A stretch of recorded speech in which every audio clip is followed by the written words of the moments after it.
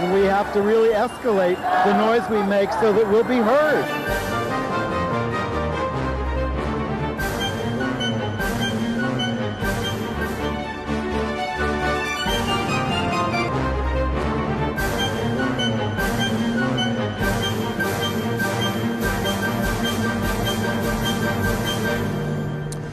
Welcome to Gay USA. I'm Andy Hum, and welcome back. I should admit at this point that I've decided in my old age to take like a week off a month. That's why I have taken a week off the last couple of months. So let's not make a big deal about my comings and goings. I'll be here most of the time, but occasionally I won't. Okay, and there's a lot of news to go through. Yeah. The Secretary of the Air Force is now allowing anti-gay discrimination for religious reasons. It's a charming story, and also charming is the White House finally admitting, and we'll do the whole backstory on this, that they have lied about their role in drafting the new ban on transgender troops. And not only is the U.S. Census not going to count LGBT people, they say we don't need to. Vice President Pence's hometown in Indiana is striking back a little, though. They're going to have their first Pride Parade organized by a local high school student. Wait till you hear the vice president's response. A trans woman who devoted decades to the United States Department of Justice on civil rights is now joining Lambda Legal Defense. To fight them. There's more of that going on. I like that. But the FBI has admitted its first trans person for training. Does the president know about this? Well, he doesn't like the FBI anyway. Finally, a gay angle to the Mueller investigation, a little one. And good news from Kansas and Georgia, which have dodged anti-LGBT legislation. In Orlando, a judge has dismissed a lawsuit by the families of the Pulse massacre victims, and a jury has found the wife of the shooter not guilty of aiding and abetting him. A Tennessee court has told the legislature to butt out of the divorce of a lesbian couple. In Costa Rica, the pro-marriage equality Alvarado is elected president over the anti-LGBT Alvarado. Well, the voters were able to make the distinction. Grindr has been caught sharing data on the HIV status of its users with third parties. And we're going to give you our take on Roseanne, the television show, and recommend 2 new Broadway shows. One of which is transcendently wonderful, so please stay tuned for that. They're actually both transcendently wonderful. Okay, I didn't see the other ones. Okay. But we'll start with the Trump administration because they are transcendently horrible. Well, just as we were coming in here on Wednesday as we tape, we learned about the fact that the Secretary of the Air Force has lifted the penalty on an officer who was found guilty, too, of not recognizing a gay airman's spouse. It was about signing some certificate of appreciation as this guy was leaving. Yes. It's a pro forma thing. Yes. He was the person responsible for signing it, and he said, it's a gay spouse, I can't do it, I have religious reasons.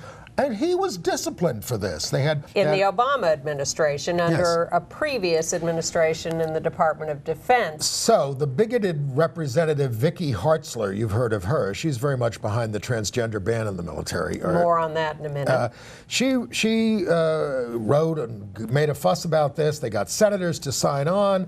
So the Air Force Secretary, Heather Wilson, says, who is another right-wing former representative. We don't discriminate on the basis of sexual orientation, and that this was signed by a more senior officer, no harm, no foul, and she overruled the initial finding of discrimination, which got this guy suspended, this guy Bohannon. And his promotion possibilities cut off. But here's the kicker. Tony Perkins from the American Family Association. Family Research Council. Family Research Council was behind a lot of this. His quote, President Trump has had to walk a long and determined road to weed out the bureaucrats still loyal to the intolerance of the last administration. Oh boy. See, here's the deal. The United States military is a civilian organization. I know that's hard to keep in mind, especially in the Air Force. We're at the Air Force Academy. All the chaplains are anti-gay and are encouraged to be so. But it is a a publicly funded organization. Yes, the commander-in-chief is our duly elected president, Donald Trump. Yes, so to allow public funding of discrimination for religious reasons runs counter to the values and principles of the United States of America.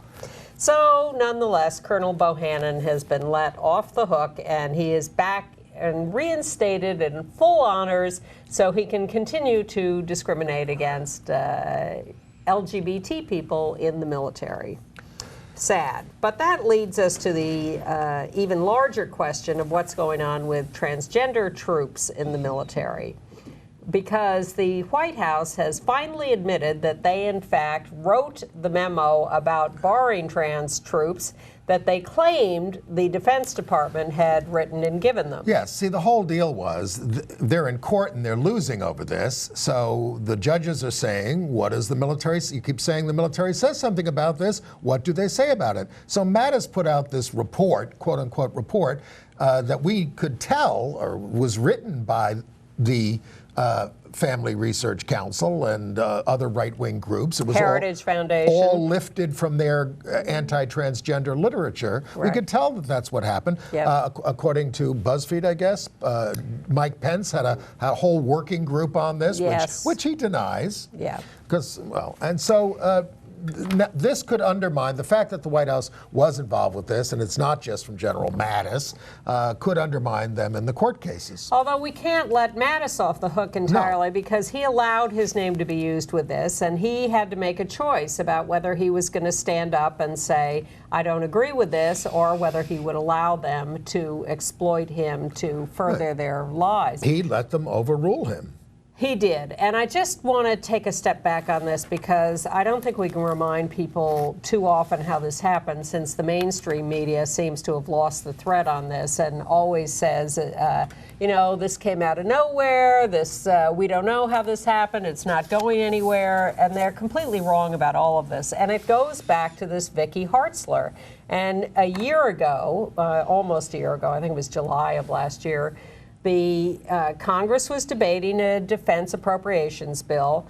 Vicky Hartzler wanted to put in an amendment that said the government will not pay for trans-related health care or surgeries, and that got voted down. She lost on that. So she... Surprisingly, and yes. And the Pentagon signaled we don't have a problem with this. And so she and Tony Perkins and the rest of the right-wing crowd, both in the Congress and outside in these right-wing groups, said to themselves, if we can't rely on the bigotry of the Congress, who can we rely on? Which led them straight to the White House and allied with Vice President Pence. They all went in to see Trump and said, this is a disaster. We cannot take this defeat on our issue. And if you don't fix this, we are not going to vote for your defense appropriation bill. And you are going to lose, and you're going to get screwed. Now, as always, he was not paying very close attention to the conversation. He says, oh, you want me to do it? He just banned transgender people entirely. That's correct.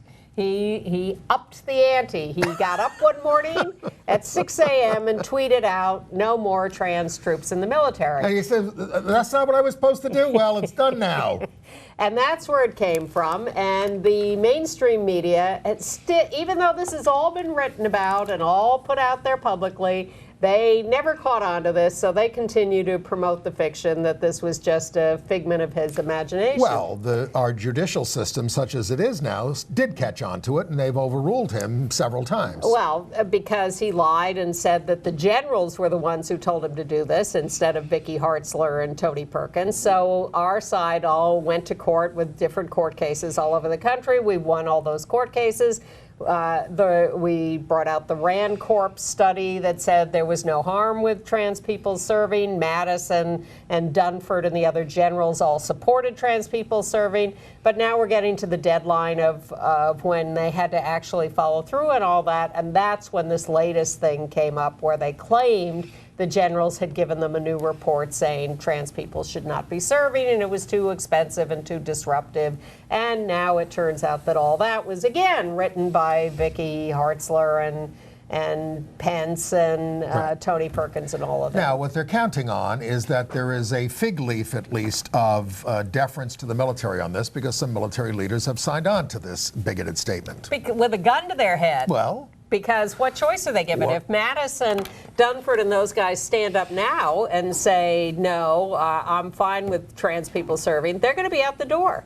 And they have clearly made a calculation that it is more important for them to stick around. So what do you think is going to happen? I mean, we've talked about this often when we talked about we don't go back ask, to don't court. tell. We go back No, we go back to court, but Yeah. you've often said that there's this whole thing about judicial deference. Not so much anymore. As I read more and more about this, I see that, in fact, this kind of deference, especially in the case where even though they put this fig leaf on with this new report, it is clear that that report is a lie and that the Rand Corp in-depth study is much more pertinent and real, and that the courts will continue to see the fiction that the administration is trying to perpetrate. It's not the courts that ordered the integration of the military in the United States, as they did desegregation of schools.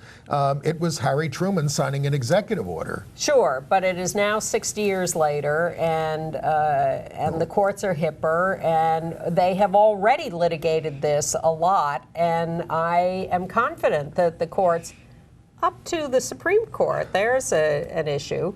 Kennedy may finally be forced to choose one or the other on trans people, which he has not been really confronted with yet. But I am optimistic that we will continue to expose these right-wingers for what they're trying to do. But meanwhile, trans troops are suffering, their families are suffering. Trans people are suffering, and we're going to talk again about the murders of transgender people. But you're they right. are devaluing trans lives, identifying them as the biggest threat to this country. Stigmatizing. We've got some good stories about this, too, by the way, later on. Yeah. All right. So anyway, that is the up-to-date on the military stuff. And if you missed the Easter parade in New York, Rise and Resist was out there. We have some pictures from the Easter parade on Fifth Avenue. That's right in front of Trump Tower with all the other revelers. Everybody gets dressed up on Easter parade Sunday there. But they chose the environment as their issue this year. And they had people like in the middle there in the white is Fussy Lo Mein dressed up as Sister Mary Wana. And some tourists from Japan. That was fun. And yeah, it was good to be out there. God, they're indefatigable, Rise and Resist. They're out there at everything. Yes, they're doing great. They campaign every month, I guess it is, for the impeachment of the president. On Thursdays, I think. Yeah. Yes, Rise and Resist, a good group to check out. Now, on the Justice Department front, that's interesting. There is a longtime official at the Justice Department in charge, in fact, of the Civil Rights Division Appellate Section. She started under Ronald Reagan. Diana Flynn. She was there for decades. And 1984. She is a trans woman. And she has now quit the Justice Department and is going to work for Lambda Legal Defense as their litigation chief. She'll be bringing these cases into court and arguing them in court, and that is a huge get for against Lambda. her old colleagues. Yes, exactly. And Sharon McGowan of Lambda said there is a brain drain out of the Department of Justice that is not normal. Nothing is normal these days, of course. I think that's happening across the board. And is this a little rebellion by the FBI? They have accepted Leslie Mumford, a trans woman who was a leader of a SWAT team for the cops in Colorado, as a trainee at their training academy. That's Leslie Mumford, and she will be entering the FBI National Academy as the first trans cadet or student or whatever. But the census in 2020 will not be counting LGBT people. In fairness, they never did. in the main census. Well, no, but what they do is, in the main census, is they count people living together and then identify them by gender to, Well, that will still happen. to figure out the same-sex couples. Yes, that will still happen. Okay. How could it not? I mean, people are going to say that they're married. They will have, of course, they did finally pass this citizenship question. NGLTF is asking for an oversight hearing over all this, and Trump also removed LGBT questions from the National Survey of Older Americans, which had been added to the 2014 survey. So they're trying to erase us. But the Census Bureau says, well, there's no reason for collecting this data that's not needed for any federal purpose. Because we've cut out all data collection for LGBT people in every department, Department of Health and Human Services, HUD, whatever. We're just being made invisible, and that's fine. If we had full equality, we wouldn't need to make these distinctions. But in fact, we have found that when we do survey people, that we are disadvantaged and need some special attention. Let's go to Columbus, Indiana. Okay. Columbus is a beautiful little... I'd like to go to Columbus. Oh, you've never been? No. Have you seen the movie? I visited. No. Oh, yes, there's a movie about it. Yeah. Because it's a small town where all these cutting edge modern architects have built all these buildings. Yeah. And I went through it with my friend Jed, and it's unbelievable in the middle of nowhere that all these buildings are there. I'm dying to Churches, see it. public buildings, etc. Go to Columbus, and there is a documentary about it. But anyway, they've never had it's the hometown of Mike Pence. And they've never had a pride parade, so they are going to have one on April 14th, organized by a high school student, Erin Bailey. She says, Pence is openly anti-LGBT, but that doesn't mean the rest of us in his hometown are. Good for her. But the Pence press secretary's response to this is, the vice president commends her activism and is heartened to see young people from his hometown get involved in the political process. It'll be from 11 a.m. to 2 p.m. on 4th Street. Well, he's learning the PR. Well, meanwhile, the Will and Grace... Which is why he's more dangerous when he gets in. Exactly. The Will and Grace creator and producer Max Muchnick has donated 1,100 copies of John Oliver's Marlon Bundo book, the takeoff on the Pence Bunny book, to every elementary school in Indiana. All right, here's the gay angle on the Mueller investigation, if you missed it. I heard a lot about George Papadopoulos, one of the people under indictment who's turning state's evidence. He was in a bar going on and on about this in Chicago, where he said some things about Sessions being really involved in approving of everything he did, and it turns out to be a gay bar. That's the angle. It's the Hydrate in Chicago. Pay attention to who's around you at these bars. He was with his wife. They might be... See, we're being gentrified out of existence. I know. They're coming in. They're taking over. Okay. Well, let's move on to other news. I think we've done the... Yes, we have. All right. In political news, we are awaiting the results from Alaska of the vote on an attempt to repeal Anchorage's gender identity and expression non-discrimination law. All the balloting is by mail, so it's going to take a few days before final results. We have about a quarter of the ballots in and counted, and they show the... We got 53%. The repeal attempt losing, but that's only a quarter of the ballots. Right. And at the Southern Baptist Convention, the head of their executive committee, Frank Page, 65, we have a picture of him, has resigned over, quote, a morally inappropriate relationship. He won't give us the juicy details, but he said, I have embarrassed my family, my Lord, myself, and the kingdom. Well, that's rather grand, and he's out. Yeah. Not out of the closet that we know of, but he had a morally inappropriate relationship of some kind. And we were sorry to hear of the death in California of Judge Stephen Reinhart. He was 87 years old. He was a famous judge on the Ninth Circuit, the liberal Ninth Circuit. He wrote amazing opinions in a lot of different cases, but particularly in the first Prop 8 case, ruling it unconstitutional. Well, before that, I mean, he ruled in the Schwarzenegger case, which awarded marriage to gay couples. When they, And he ruled against DOMA, that's why we had Prop 8, because he ruled that we could have it. Yes.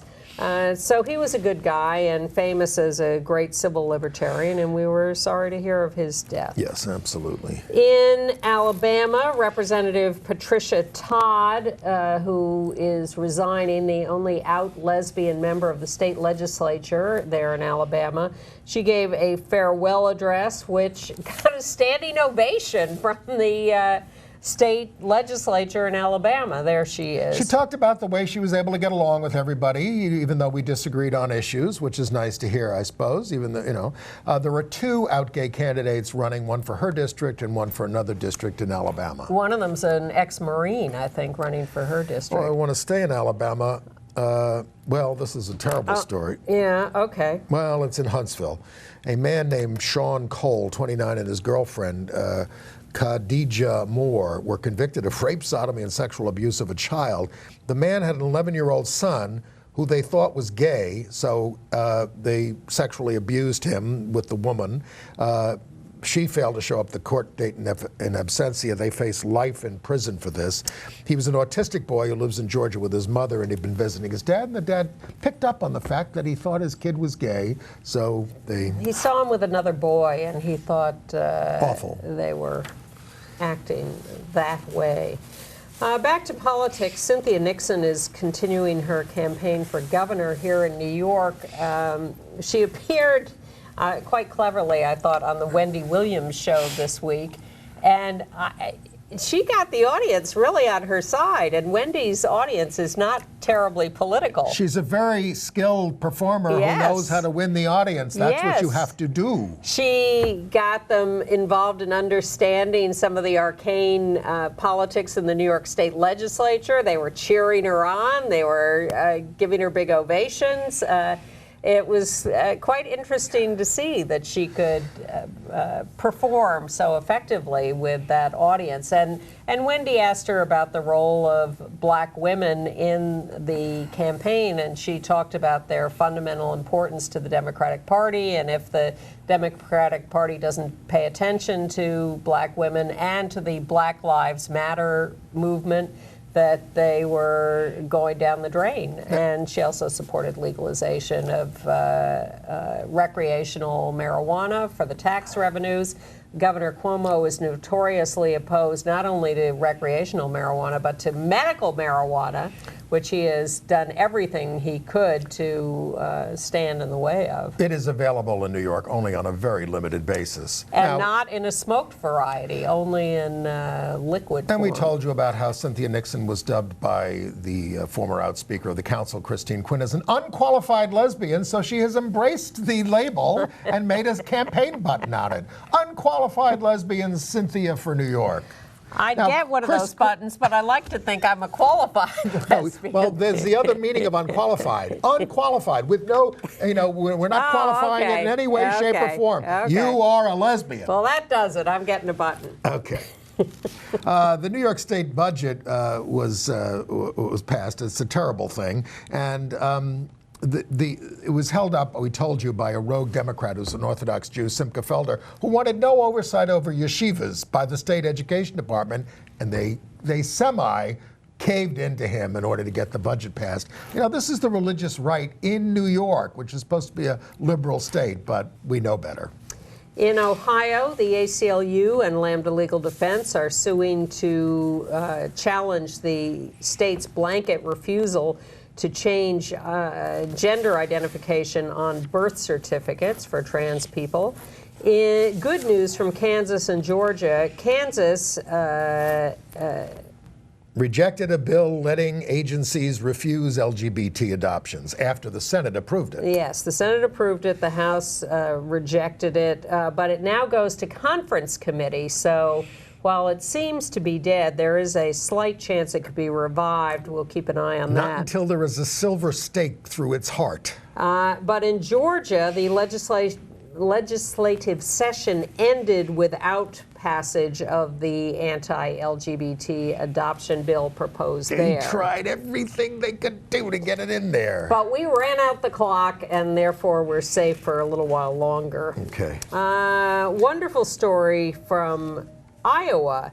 The American Legion there has reversed a previous decision, and they will let a young trans male teen attend the summer boys' state program as an exception.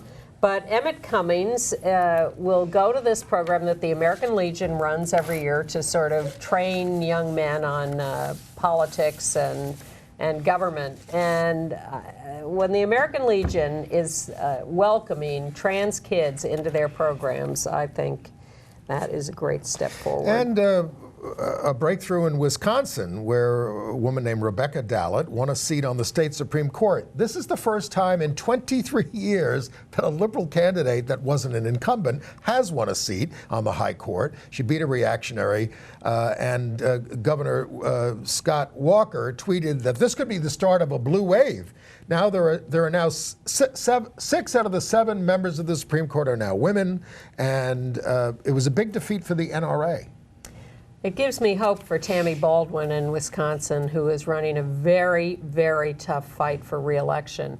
And, you know, with Scott Walker in charge of the state, Tammy's got a tough fight. And I hope that if the voters of Wisconsin are coming out to elect this woman to the court, that they can also support Tammy. In Louisiana, a high school principal had refused to allow a trans girl named Cami Pham, who we have a picture of, to use this as her picture in the yearbook, and also to walk in graduation dressed as who she is. They said, you got to tone that down. I'm sure the ACLU had a talk with the principal in Shreveport there at Southwood High School. So they reversed themselves, and that'll be okay. Yes, they did. No, okay. I'm behind on that story. Yeah. In Tennessee, a court is refusing to let the legislature interfere in a lesbian divorce and custody question. The legislature had wanted to set some rules about parentage and custody, and the court said, forget it, this is none of your business. And we told you how they were going after that out teacher in Mansfield, Texas. And I've learned, I don't think we knew this, that she has been suspended since September. And she's saying, if I'm fired by the end of the year, I'm going to sue about this. She sort of came out to the kids in various appropriate ways that they said were inappropriate, and she was just demanding a non-discrimination policy in the school, and she's getting a lot of support because she was twice Teacher of the Year. Attention, lawyers in New Jersey. We won a victory last year or the year before when the Orthodox Jewish organization Jonah was forced to stop doing conversion therapy of teenagers. So what happened? They changed their name. They didn't change their policies. They didn't change their practices. They just changed their name. They are now the Jewish Institute for Global Awareness. The Southern Poverty Law Center is on this and alerted us to this case. It's nefarious. They're shameless. Well, in California, a bill is moving through the assembly to make any claim to be able to change sexual orientation or gender identity fraudulent business practice. Well, that's exactly what it is. Yeah, but they banned it for minors, M-I-N-O-R-S, young people. Now they're looking to ban it for adults as well, which we did in New York City, by the way, right? Yeah. And I want to alert you to an event coming up at the end of this month that is of interest to families in New York City. The LGBT Community Center on West 13th Street is going to hold a session called Family Stories Workshop for LGBTQ parents and children aged about 5 to 12. It's going to help kids learn how to talk about their families. It's free. They're providing lunch. April 28th, 11 to 1 p.m. That's a Saturday, and you can find out more by emailing centerfamilies@western.org. at gaycenter.org. I don't like the way Paul Mango is talking about us. He's a Republican candidate in the primary for governor in Pennsylvania, and he's running against another Republican named Scott Wagner, who actually sponsored the state LGBT rights bill.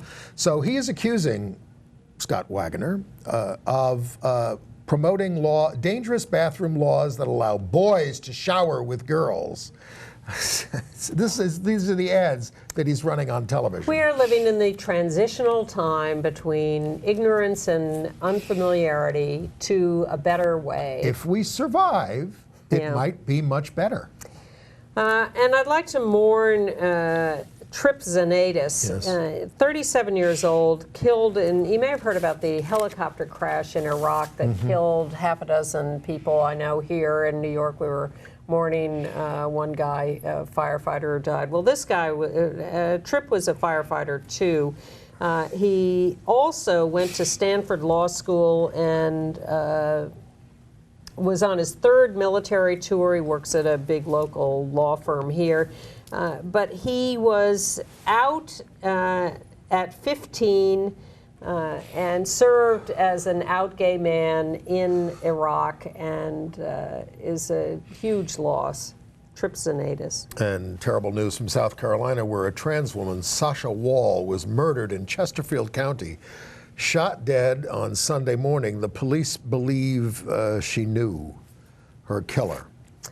In Ohio, Franklin County courts are launching a domestic violence counseling program for same-sex couples. That's a good thing to do.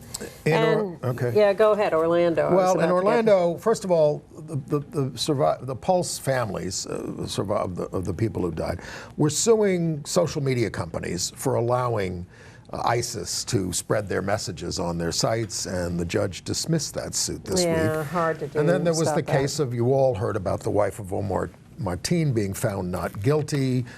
She had been charged with aiding and abetting his commission of a terrorist act and faced life in prison. She admitted that she knew that he was stockpiling weapons and watched ISIS videos. But a lot of it's turned on what they call a false confession. We shouldn't have a lawyer present, and so. And she was, harangued by the cops for 12 hours or something. The jurors saw her as naive and of limited intelligence. Well, and what kept in she the dark. also was evidently. And she didn't share his radical views. And she was a domestic violence victim. She was someone who was harassed and punished by him repeatedly, and that's a very tough situation. There's also the evolving question of when he chose the nightclub and how he chose it. And the early stories when this happened, when this horrible massacre happened, were that he had cased the nightclub beforehand, that he had made repeated visits there, that people had seen him there, and that this led to questions about his own sexual orientation and whether this was about some conflict for him. But what seems to be true as these stories develop is that, in fact, he hadn't been there, and that he chose this location on the spur of the moment the night he did it, and it was not his first choice of a location. It was sort of the easiest target. He had first wanted to go to a Disney facility, had found them too well guarded, and then just started Googling nightclubs in Orlando. Not even gay nightclubs, just nightclubs. And so it really downgrades any thought that he had done this deliberately to the gay community. Glenn Greenwald has written extensively about this for The Intercept and says that there's just no indication, even when he was doing it, he was talking about ISIS, but he wasn't spewing anti-gay hatred. He killed 49 people who went to a gay club, and most of whom were LGBT. There was even a quote that he walked into the club to start shooting and said, "Where are the women?" There were women there, by the way, and women who were victims.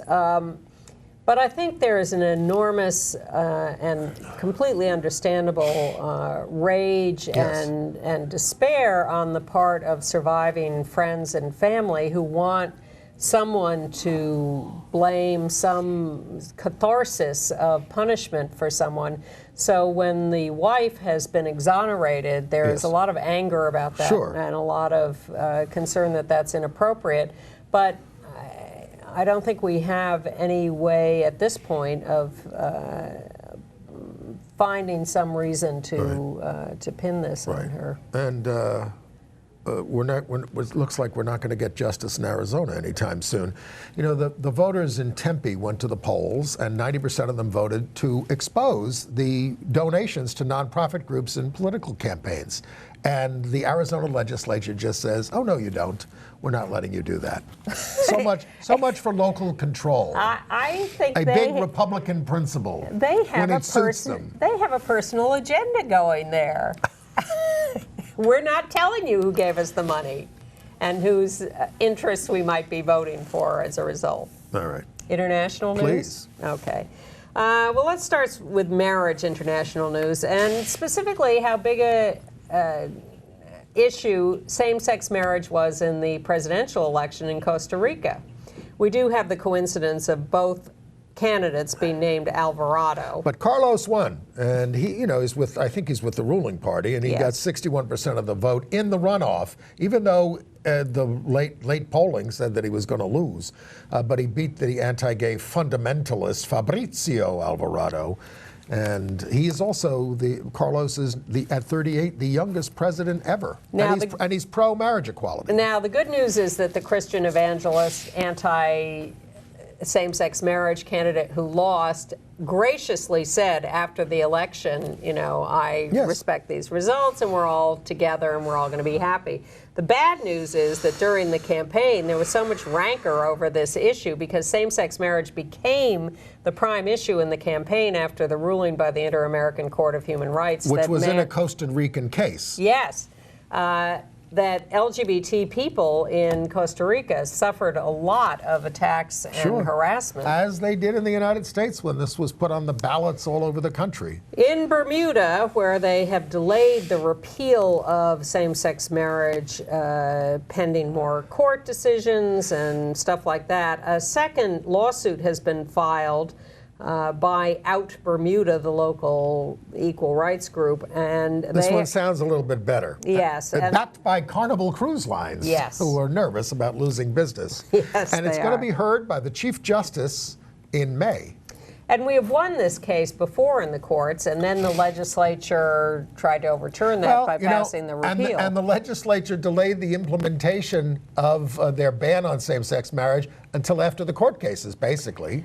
It's confusing. They go back and forth. But in Singapore, the government announced that the marriage between a wife and a husband who is now a trans woman. Right. They said that it's now a same-sex marriage and it's illegal. Now, this doesn't happen in the United States when people transition. They don't unmarry them. Well, it used to in Texas, county by county. They had different rules in counties about who was recognized as what. They married as a man and a woman in 2015, and they're suing over this dissolution of their annulment of their marriage. In Japan, in the city of Fukuoka, which has 1.5 million people, they have decided to issue partnership certificates to same-sex couples. Very good. This is a step forward in the potential legalizing of same-sex marriage. Another step backward in Indonesia, where 4 men detained in the Aceh province, that's the one where they already have Sharia law, they're trying to institute it across the country,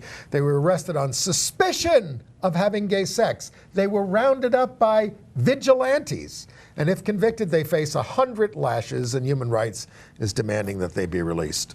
In Pakistan, a trans woman was murdered. 55 trans people have been killed in that province in Pakistan in the last 3 years. In Toronto, the police are not going to be marching in the Pride Parade in 2018 at the behest of Pride Toronto and 5 other groups.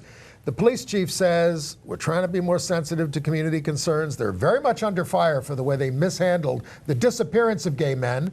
That turned out to be the murders of gay men for a long time. The serial killer. And in 2017, they were banned from marching in uniform, so they're just not going to participate this year. And in Russia, they have banned the website gay.ru, which stands for Russia, because the pro-gay content on that site. Now, the site says it's only for people over 18, and the law bans promotion of non-traditional sexual relations for minors, but the government is saying this website is inappropriate and this stuff has to go. In Brazil, many... Our friend Putin. Yeah. In Brazil, many prominent people are calling for an investigation into the assassination of the out lesbian council member, Marielle Franco, which was so horrendous. Among them, Angela Davis and Ta-Nehisi Coates and Janelle Monáe. Janelle Monáe. Janelle Monáe. Yes. Wow. So that's attracted. And in South Africa, there's a groundbreaking new film called The Wound about a coming-of-age story of gay men, young gay men falling in love. And the government has given it the same rating as a pornographic film. So the filmmakers are going to court over that in a country that is supposed to protect people on the basis of sexual orientation in the Constitution. I wonder what they'd think of Love, Simon. AIDS news. Well, watch out if you're a Grindr user. It turns out that There are 3.6 million of you around the world. Only 3.6 million? That's what it says. Well, they, like other websites and whatever, sell data to companies that do analytics and turn this over to advertisers and You are not stuff. the customer, you are the product. Yes, definitely. So on Grindr, people have the opportunity to check off boxes announcing their HIV status and whether they're on PrEP and stuff like that. So all that information went to these two analytics companies, and when that was figured out, big uproar. Grindr says it is now canceled selling that data to the companies, but it's gone. We were just trying to support the health and safety of our customers, they said. Well, CVS, the pharmacy, is being sued for sending out 6,000 letters in Ohio that, you know, the little clear box with the address and an envelope. They put in a letter. You read the address through the window. Well, it turns out through that window you could also read people's HIV status.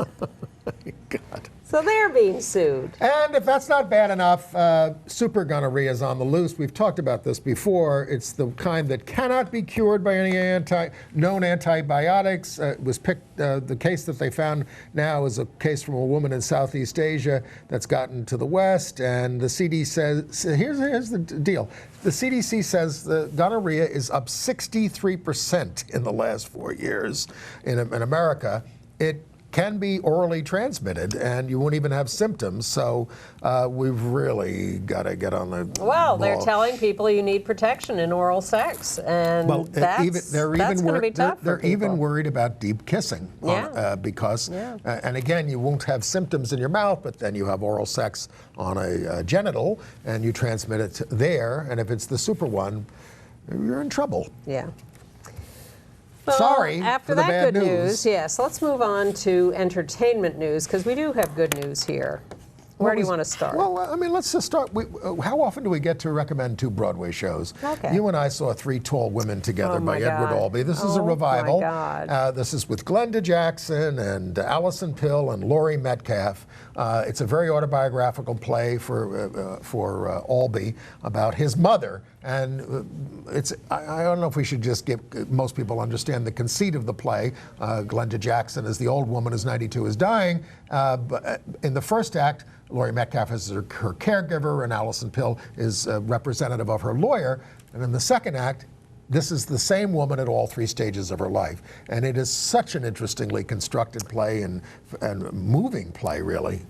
This is the first time I've seen this play. I missed it when it was originally produced 91 years ago. or something. Yeah, and I always regretted that. I love Albee, and I felt this was the one that got away. So when I saw that, when this was announced with Glenda Jackson, I thought, oh my God. She's back from politics. I'm ready to acting go camp out on a sidewalk for 3 months to see this. Glenda Jackson was, I am old enough to remember Glenda Jackson in her glory and to adore her.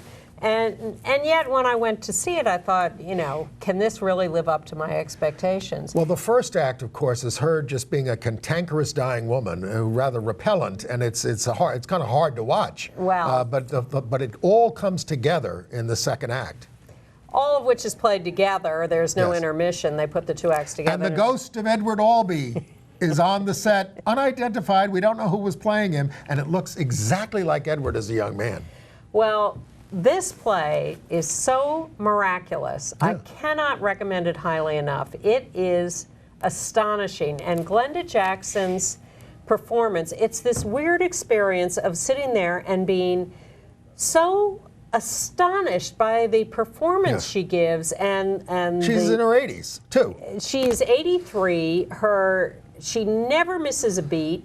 She has an enormous amount of dialogue, and every nuance of her mannerisms, her delivery, it is miraculous. Yes. And yet, at the same time that you're sitting there admiring all this and just with your mouth hanging open, you're so astonished, you're totally caught up in the play. Yeah. So it's not a distanced experience. It's just this feeling of overwhelming admiration for the play itself, for the way she carries it off. Laurie Metcalf is astonishing as always. And very funny, by the way. Oh, lots of humor in this play.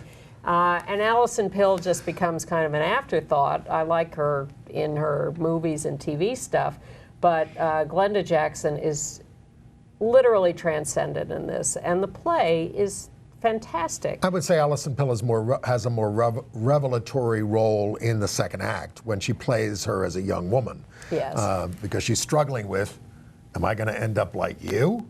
Yes. But going up against Laurie Metcalf and Glenda Jackson, she's necessarily a third wheel. And they are lining up for Three Tall Women, but they're also lining up to see Chris Evans in Lobby Hero. He's an action hero in the movies, right? But it's a fantastic, again, small ensemble. It's by Kenneth Lonergan, who did Manchester by the Sea and won the Oscar for that. Chris Evans, Michael Cera in the background there, the young actor, nerdy actor, that's the role.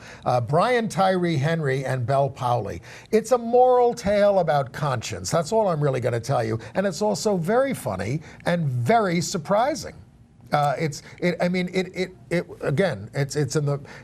the Helen Hayes Theater, which used to be called the Little Theater, and it's an intimate experience and very, very good. I guess I made a mistake not going to see that. I think so. But since we have a little time, I will indulge myself by going back to Angels in America. You read a few lines I wrote last week about that. Again, along with Three Tall Women, clearly the best thing I've seen in many, many, many years. I saw the original production 25 years ago and adored it then and was totally swept away. And thus I was a little reluctant to go to this one. You hesitated. I did hesitate. And in fact, I said no at first. And then I thought, oh, well, I really should go see it. And nothing will surpass the original cast for me in the original production. But I got totally sucked in. I really when it loved premiered, it. we didn't have an effective treatment for HIV. That's true. It was 1993, and we didn't. But it's so much bigger than that, and again, it's a not to be missed theatrical experience. Nathan Lane, Andrew Garfield. Lee Pace. And Denise Gough, who plays Harper, just was my favorite. And certainly anyone who watches this show knows that I have a habit of walking out of a lot of things and being very disappointed in theater, and really I'd prefer to watch television. If you were lucky enough to go to a play where Anne walks out, I go to the last row and get somebody to come sit with me in the front. Or even hand the tickets over to... yes, and I go sit in the back. Yeah. You get a different perspective. But the point is, I have a very, dicey relationship with theater. But these two plays, if you have any opportunity to be in New York and see these two plays, I guarantee you it will be an important moment in your life to see the revival of Angels in America and the revival of Three Tall Women. Well, now, it was a great week for me in the theater, and I don't often have one. And this week, I got to see Broadway Backwards. It's a benefit for Broadway Cares and the LGBT Center. And it's women singing men's songs and men singing women's songs. It's always very moving. Hosted by Julie Halston, who was absolutely hilarious and sang a song, but Len Cariou came back and sang a song. Oh my God, I saw him in what, the original Follies? Yes. Michael McElroy and Brian Terrell Clark did What About Love very intimately from The Color Purple. I mean, they were making out on the stage. They were. And it's all... Cute. It was very cute. Not just cute, but kind of... Titus Burgess sang, "Happiness is a Thing Called Joe" from Cabin in the Sky. And Andrea Martin did this song from Avenue Q, "My Girlfriend Who Lives in Canada," which, Rob the Closet Case sings in Avenue Q. So congratulations to the executive producer, Tom Viola, and the director-writer, Robert Bartley, who puts these things on. Haley Mills came out and read some of the credits for the thing. I was thrilled. And our friend Steve and Matthew were there. Oh, yeah? Yes. That was fun. Very cute. Yeah. Love those shows. Anytime there's a Broadway Cares benefit, they do a wonderful job. They just do a terrific show. Well, before we get to television, do you want to talk about Call Me By Your Name? You Sure. were going to talk about it last week and ran out of time. And thank you, by the way, to Gabe Gonzalez for sitting in here last week. Well, Call Me By Your Name, the gay-themed movie, won the Oscar for screenplay for James Ivory. He is calling BS on the lack of frontal nudity in the movie. And he said, "I wrote it in there, but the director, Luca Guadagnino, wouldn't go there. And the non-gay actors, there they are, Timothée Chalamet on the right and in the center, Armie Hammer, had it in their contracts that they didn't have to do it." So, and he just said, "I find it so distracting when people like cover up when they get out of bed and things. It just makes you conscious of, it breaks the moment." And he said there's no reason to do that. And he was very upset that they didn't do it here. And they also panned away from the sex scenes for the gay ones and not for the non-gay ones, which was... Well, that bothers me more. The nudity, I mean, the nudity can be distracting too. Well, I agree with him that whenever I see people under the covers, when you wouldn't be under the covers in bed, I'm like, why are they doing that? I'm so used to What's seeing wrong that with the body? TV. Well, I mean, I certainly cover up, but Well, exactly. But when they are unequal about sticking with the just the affection between the couple of same-sex versus opposite sex, that's ridiculous. I mean, James Ivory, of course, his director was his partner, Ismail Merchant. We have a picture of them. They weren't entirely out either. That's what I'm going to talk about, because that was the original point of this story. Leave them up there. They made films together. When they made Morris in 1987, set in 1900 or something, they did a very natural nudity scene after James Wilby and Rupert Graves made love. Anyway, he was asked in this interview in The Guardian, "Well, why weren't you guys out? Everybody kind of knew you were a couple." Mm-hmm. And he said Ismail Merchant was from a Muslim Indian family, and it was just unheard of, and there was just no way to, that's what he said, there was no way to do it. I mean, they never lied about it. They never pretended to be anything else, but they were not out. Well, whatever. Okay, I learned something this week. Oklahoma is coming to the St. Anne's Warehouse in the fall. I didn't know it was, I knew it was based on a play called Green Grow the Lilacs, but that play was written by a 29-year-old gay cowboy named Lynn Riggs. And Stephen Sondheim said he detected a subtext of the loneliness of gay life on the prairie in the play. I went to speak at a college in northwestern, very rural Minnesota years ago, and did my, speech to an auditorium of several hundred people. "Hi, I'm your local lesbian," not so local there, and did the usual presentation that we used to do. And one of the guys who came up to talk to me afterwards identified himself as a gay farmer, cowboy, who was kind of isolated out there in rural Minnesota, but he was very relaxed about talking to me, and it was fascinating to meet him and have him tell me about his we did the story struggles. about the gay rodeo star last year, remember, from Australia? Oh, yeah. Yeah. Anyway, can we move to TV now? Well, we got to talk about Roseanne. Okay. So it was a ratings hit and got congratulations from Trump. It did deal with a gender non-conforming grandson.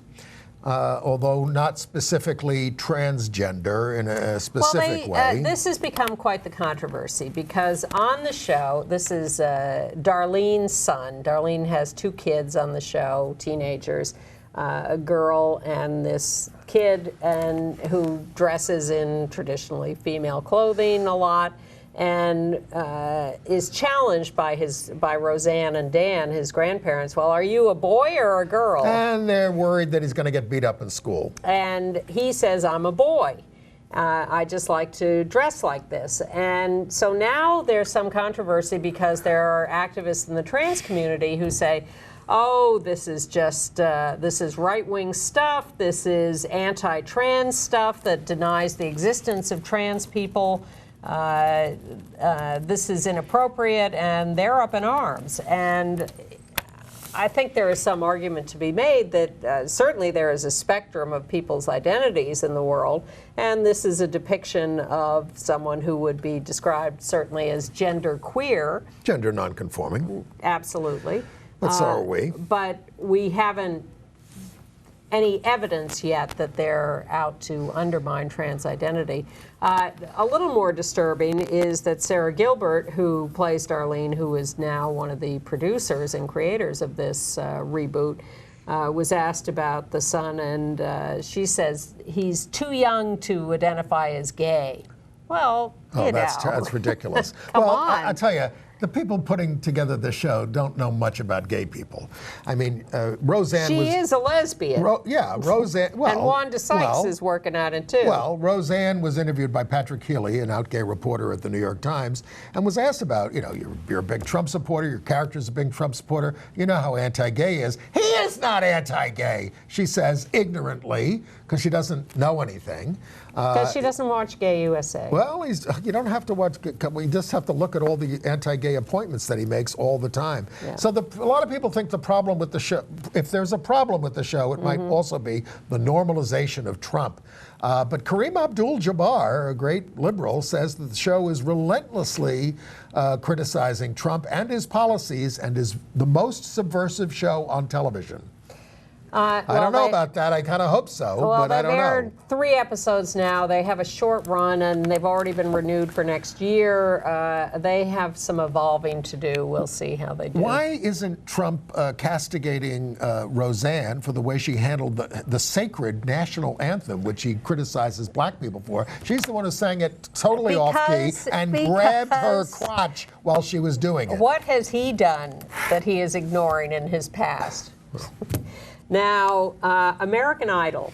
American Idol has had a mixed history with LGBT contestants, but this year in their reboot, they are coming out swinging. And now in the final 24, which will be whittled down, they have 2 amazing contestants, a young lesbian named Journey, 18 years old, her wife, who's in the military, prominently featured on the show. I think they're really riding this storyline. And the credits are rolling. And Adam Sanders, also known as Ada Vox, a drag queen performer. Now there's a question about whether he'll perform as a male or in the drag character.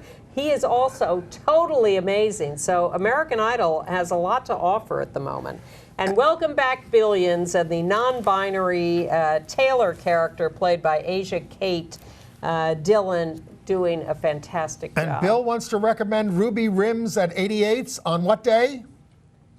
Saturday. At the Metro Baptist Church, a benefit performance. All right. See you next week.